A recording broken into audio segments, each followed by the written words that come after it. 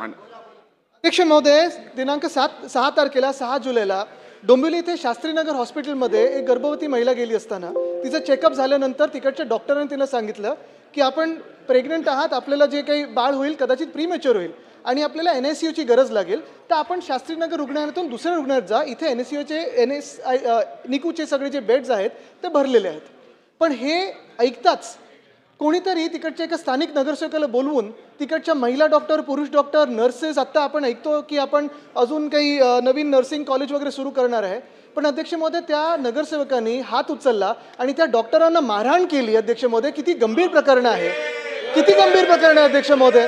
म्हणजे एखादा कोणी डॉक्टर आपल्याला सांगतो की ह्या हॉस्पिटलमध्ये बेड नाही आहे, निकूची गरज लागणार आहे, आपल्याला आपली ॲडमिशन दुसऱ्या हॉस्पिटलला करून देतो, आपण मारहाण करायची या डॉक्टर्सना. महिला असो, पुरुष असो, कुठचेही डॉक्टर्स असो, कुठचेही नर्सेस असो, कुठचेही रेसिडेंट डॉक्टर्स असो. अध्यक्ष महोदय, काय चाललंय आपल्या राज्यामध्ये?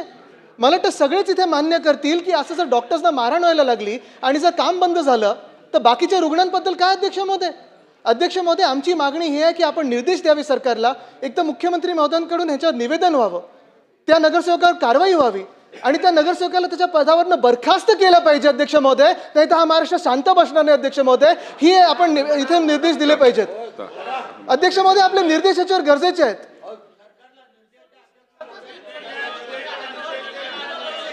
शासनाने याची दखल घ्यावी, नोंद घ्यावी.